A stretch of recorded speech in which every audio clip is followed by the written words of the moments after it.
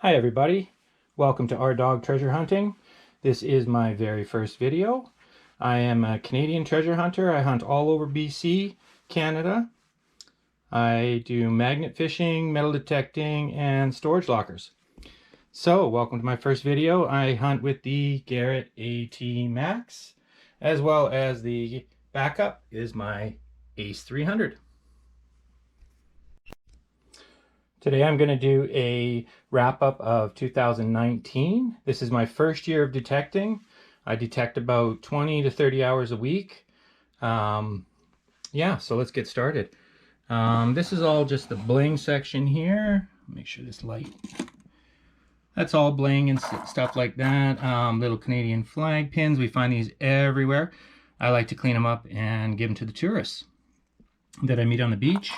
Again, this is all bling, mostly chains and stuff like that. There may be a little gold and silver in there in the pieces. Yeah, so this drawer is all just stuff like tokens. I find a lot of tokens. This is what happens to our toonies, our $2 coins, when they stay in the ground too long. We lose the centers, but the bank still will take them.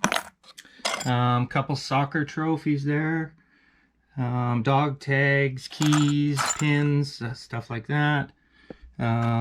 This stuff's all bling. There's no gold or silver in here. A little watch.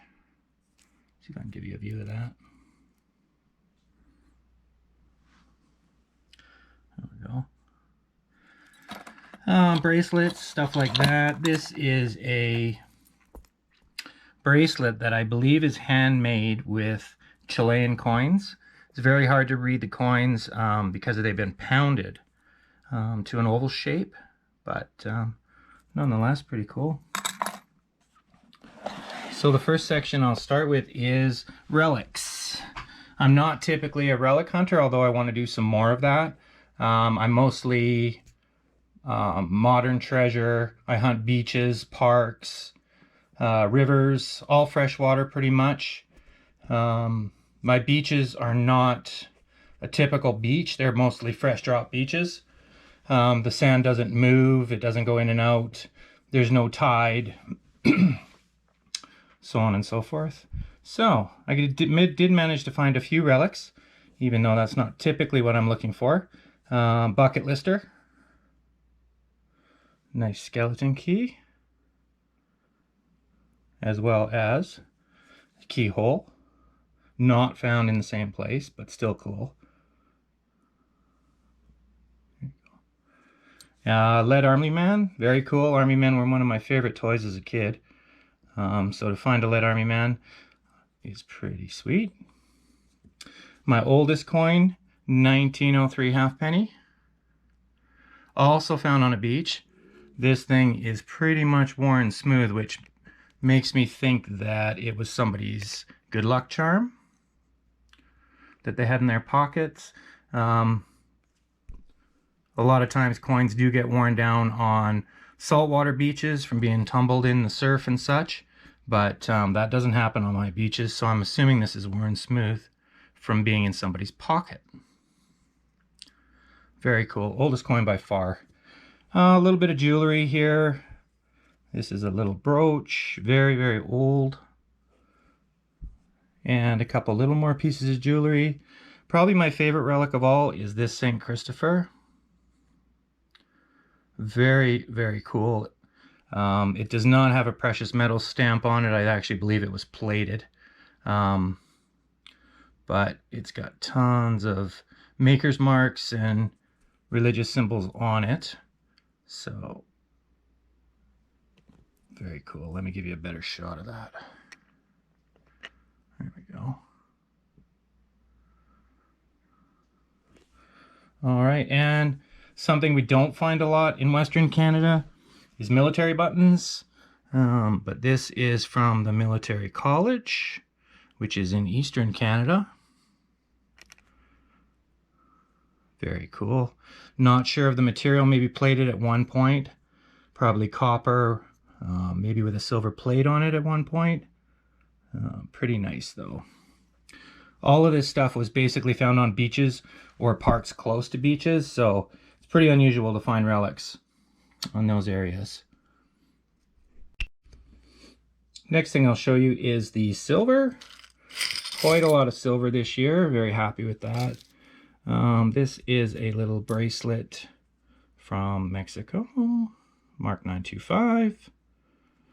Very, very tarnished. Quite a few silver rings, silver coins. That's pretty. So we got 2, 3, 5, 6, 7, 8, 9, 10, 11, 12. 12 silver rings.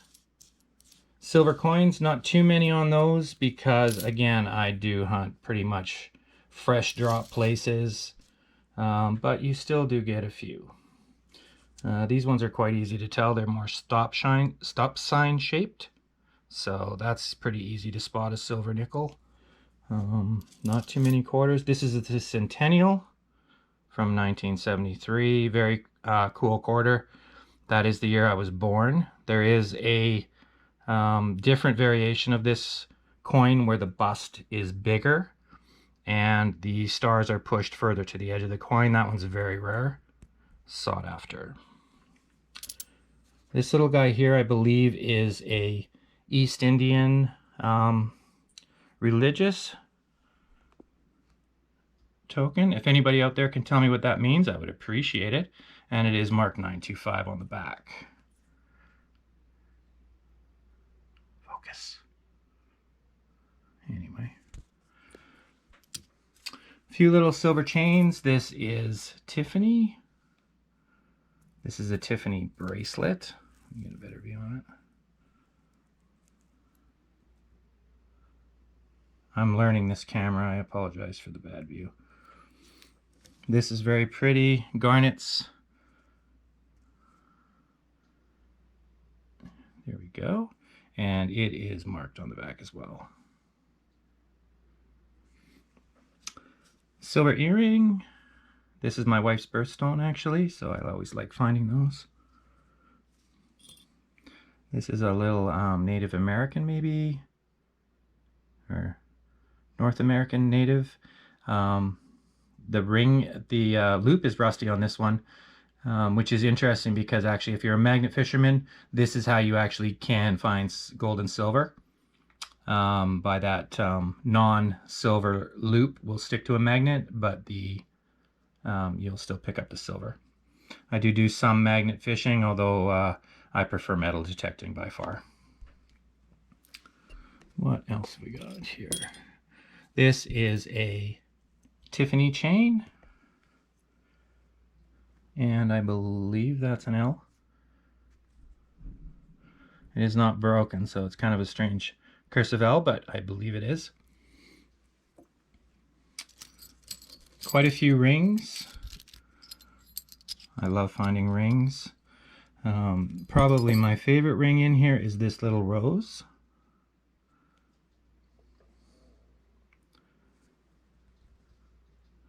Which is very beautiful. And this ring is the tiniest ring. I can't even get it on the tip of my finger. It is so little. But the maker's, it's just maker mark from end to end on the inside. It does say sterling, and then there's a couple other maker's marks. So I'm assuming this would have been a baby's ring. Found in a tot lot. Also right beside, let me just find it here. This one, which is not the prettiest silver ring I've ever seen, but they were together in the tot lot. So pretty cool find there. This one is silver and jade. Also found on a beach. And the rest are all pretty standard. That was actually my first silver ring. It says Mexico 925.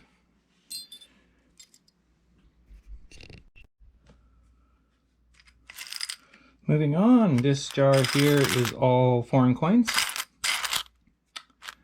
Mostly American coins, but there's a few different ones in here. The area that I hunt, the part of BC that I hunt, is very tourist orientated, so you do get a lot of foreign coins. but again, mostly American and French. This here is all of the bling rings. Kind of the scorecard for metal detectors. I think I ended up with about 60 rings for the year, including ferrous and non-ferrous. That's a mood ring. There may be a couple in here that are silver that I have not tested yet. I'm still waiting for a test kit in the mail, but as soon as I do, and that will come in interesting later on in the video. I have a very interesting piece that I found that needs to be tested. Yeah, so around 60 rings for the year, which I'm pretty happy with. Moving on to the Clad count for the year. I have been putting all of my Clad in this piggy bank, I guess, that counts it for you as it goes. It's not 100% accurate because I did come up with an odd number, which is impossible considering there's no pennies in here. But the Clad total for the year was $527.26. Clad in Canada is no joke to try and dig. I'll just explain that for a sec here. Dimes ring up as low iron. On a Equinox, it would be in the minuses. On the Garrett, it is absolutely at the bottom, maybe a 2, or 3. So I set my iron discrimination no higher than 2, which is basically nothing, but it does remove the sound of the iron in the ground. So dimes typically low iron signal. Nickels also low iron signal, but the older ones ring up the same as an American nickel would, which would be like a 52 to 53 on a Garrett. Quarters, same thing, very low iron. All three of these, though, you will oddly get ones that ring up really low and really high, so like a 99 and a 2. So it's no joke trying to find Clad. You have to dig a lot of iron to find a lot of Clad in Canada, but I don't pass it up. I'll dig it when I see it. The Loonie, also same thing, low iron, about a 13 on Garrett scale. So that's pretty low. And the Toonie is the only one that rings up high. It rings up basically the same as a copper penny, 82 on a Garrett, 82, 83 maybe. So yeah, $527.26. My plan is to invest that into silver, like physical silver. So every time I'm digging Clad, it's just like I'm digging silver. And then it's not so tiresome to dig all these coins out of the ground. Yeah. So that's pretty much the wrap up for 2019. Now, I have been struggling to learn YouTube. Very difficult for the first time, but I am getting there. I hope my film quality gets better as I go here, but I am doing my best. So these all here are my first few hunts of 2020. The ground is pretty frozen here, but I did get it breaking towards the end of January, beginning of February. There was some warm weather where I did manage to get out into the parks, and I found some interesting stuff. This first line here, I went right down to the city center, to the lawns that I don't normally hunt that close. I kind of like to stay a little bit behind the scenes when I hunt, not hunting right under people's noses and getting in the way. So I do a lot of early morning hunting. This time of year, it's fine to hit the parks in the afternoon. There's nobody there because it's pretty cold. It's just below freezing here right now. Anyway, we'll go through this. So this was the first hunt. Now, being downtown, obviously, a lot of Clad and foreign coins. 3 American dimes here. 2 francs. This is a four-leaf clover pin, which obviously wasn't too lucky for him, as is now mine. A key. I get a key almost every time I go out. Not quite sure what this is. Maybe a decoration off a belt or a hat or something like that. I thought it was the bottom end of a spoon or a serving spoon or something when I first dug it, but it's not. It's off somebody's pin or something like that, and it's not precious metal. So roughly about what do we got? 2, 4, 6, 8, 10, 12, 13, around $15 on this first hunt. A lot of old nickels. This place had not been hunted. I'm sure of it. Old nickels, again, ringing up like pull tabs. There was quite a few of them there. Those don't usually last on fresh drop parks and beaches. They're usually the first to go. But yeah, a lot of high tones and a lot of coins is usually a pretty good sign that you're hunting somewhere where it has not had a lot of action. So that was the first day. The second day, very similar spot, shorter hunt. Got a key, some nickels, a couple of loonies. These will actually change quite substantially their tone once they start getting this worn. They start to actually go more on the iron side, even lower, and a few dimes. So about $3 or $4 there for the second hunt. The third hunt, I went back to finish the lawn that from the first day. So this was basically the same place as the first hunt. This one's over here. So again, another key, little pin that says Aloha, some quarters, another little bling decoration off of something. Again, not precious metal. And 3 loonies, 4 quarters, some dimes, and again, a few more American pennies. Now this is the fourth hunt. This I went to a different park. Now my mission going on this park was I wanted to dig some of the lower mid-tones that I don't normally dig. The unclear tones, the scratchy tones, if you will.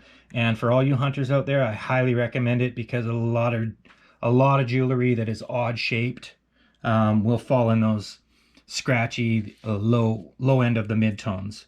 So it was pretty interesting what was coming out of the ground. Another Canadian flag pin, a little Cancer Angel. This says property of, what does it say? Can you read that? There you go. This is silver. It does say 925 on it. I think it says return to Tiffany and Company, New York. I did break the post off of that one. A lot of times with gold and silver, you can straighten it if it's because it's kind of malleable. So, but I did break the post off that. No big deal. This little earring here is marked, or pendant, I'm sorry, is marked 925. Some other little pieces off of jewelry, little gem. That is the piece off of somebody's glasses, I believe. Another Canadian flag pin, can't find too many of those. And here we have an earring. Just a bling earring. Not sure what this is. It's got some interesting writing on it, whether it's a head stamp from a shotgun shell, but I don't believe it is. I've never seen writing like that on a shotgun shell. And this is a little silver. I'll just show you this. Silver bracelet. And these were all scratchy mid-tones. So there is a lot to be had by not just hunting the clear tones. Honestly, the clearer the tones sometimes means junk. Bottle caps, stuff like that. But I will definitely be digging a lot more of these scratchy tones because a lot of good can come out of them. For coins that day, not as much on the coin because this is a park that I hunt quite a bit. I just went back with basically a different process this time. So we got 1 toonie, 3 loonies. A toonie is $2 if I hadn't explained that. And 3 nickels, a couple of quarters, and some dimes. Now this is where it gets a little more interesting. This right here rang up as a scratchy 53. I didn't think much of it when it first came out of the ground. I had a guy throwing a ball for his dog right behind me. There was a lot going on in the park, so I just kind of pulled it out Usually when you find a bracelet like this, it's almost always bling. But this one is actually marked 7. Let me just check. See if I can show you this.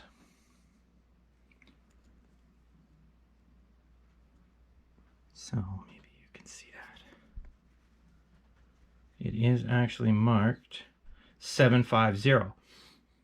Now this end is wide open, but this end actually has a little tiny screw on it. So I think the way that this works is that this goes around your wrist and then you actually screw it onto your wrist.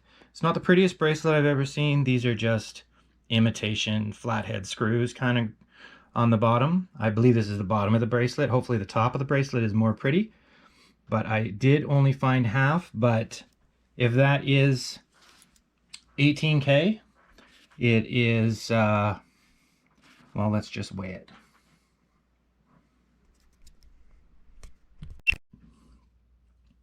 All right, I got the scale here. I'll turn this on.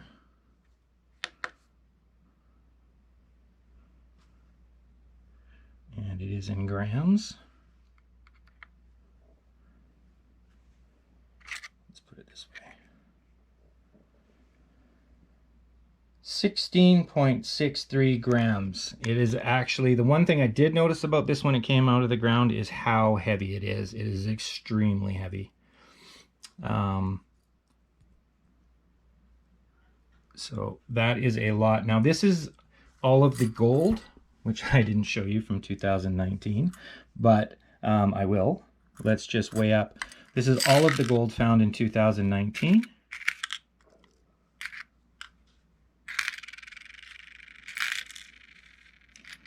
Get it all on there. Almost exactly the same as this one piece. That's all of the gold from 2019. Obviously, this is not all 18K. There is some 18K, which I'll show you in a sec. But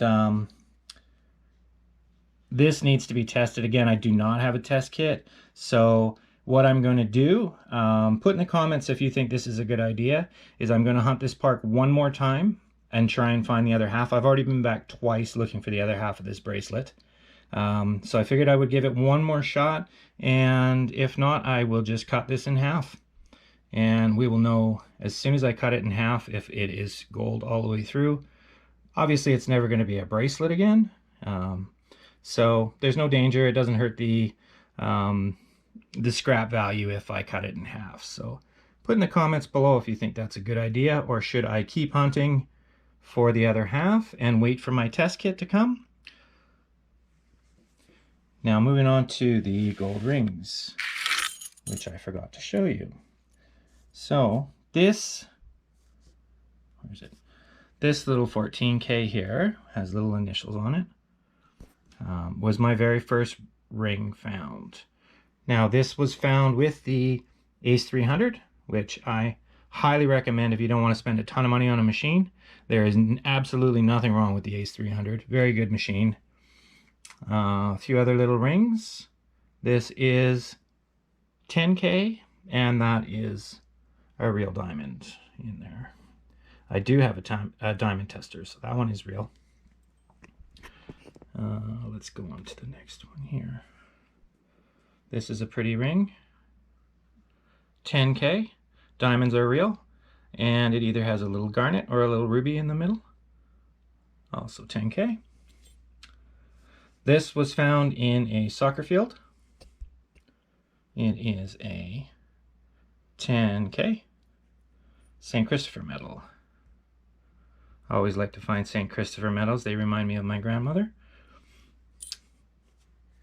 And this is a little 10K ring found super deep on a soccer field also.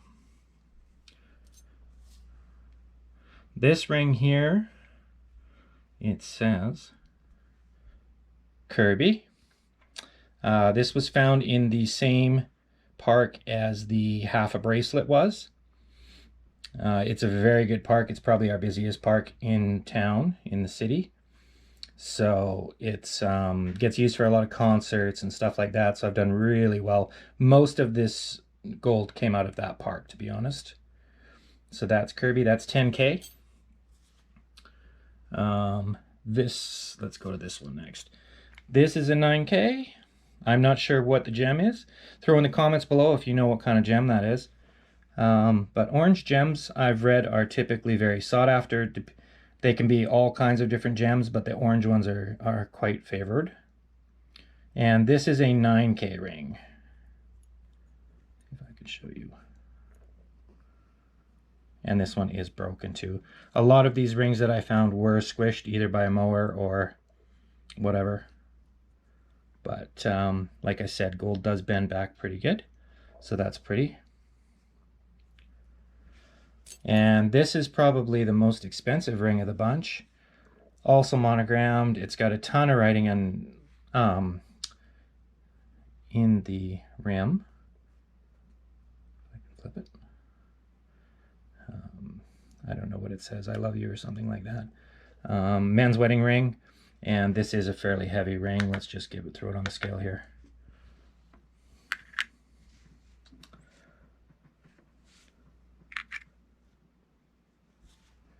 So this one is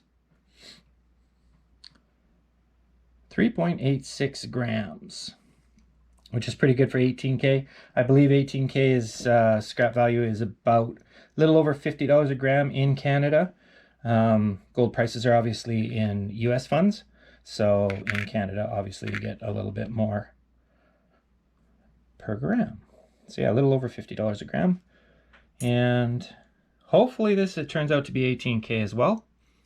And that would certainly be nice. This one I don't typically, well, I have never sold any of these treasures. Don't really care to sell them. But this bracelet I may sell for scrap. It's just not much of a treasure, really. It's only half the bracelet, so yeah. So that one may end up getting sold. And this I have on a plate here. My wife loves it when I use our plates for dirty money and stuff like that. It's awesome. So this one, this hunt here, I actually went back. This was the first time going back for the other half of the bracelet. So we ended up with, and again, I was digging all those scratchy lower mid-tones. So that's just 2 pieces of a chain. Actually, they were separated. They were not found in the same hole. So that is one thing that you will get a lot of digging those lower scratchy mid-tones. That's where the chains ring up, in my opinion. And to find both of these, they ring up terribly. But they are not precious metals. You can see the copper. And then we have a little pendant here. Not precious metals, but pretty. This is a little leaf or something. Could have even been off a fishing lure for all I know. I believe that is half a belly button ring or some kind of body piercing. It is broken. It's not precious metals. This is a little pin, which I've never seen before. It is the Canadian flag behind, I believe, the Star of David, which is a Jewish thing. So maybe that's a Canadian Jewish Club pin or something like that. Hello Kitty earring. I always seem to find these Hello Kitties everywhere I go. And this one here, I believe, is a Michael Kors. Let me get it straight up so you can see it. Yeah, there we go. Michael Kors earring. Looks very shiny. I don't, it has no markings on it, so I don't believe it's precious metals. It sure looks like gold to me, but you know, you never know. But again, once the test kit comes in, there is a few things in here that I will give a test to. And a little bit of change, maybe $4 in change, another key, and what is this? That is a beat up nickel. So a few dimes, a little bit of change. And that brings me right up to date. So my next hunt will probably be in 2 or 3 days. It's a little bit below freezing right now here, but it is warming up every day. So I hope to get back out in the next couple of days, and once I'm defrosted here in BC, then I will be hunting regularly, and I'll be posting a lot of videos. So first, film quality aside, if this is something that you might be interested in watching, subscribe, hit the like button if you feel like it, hit the notification button. Obviously, with a starting out channel, my videos are going to pop up a lot easier if you have a notification button on. And yeah, see you in the next video. Thank you.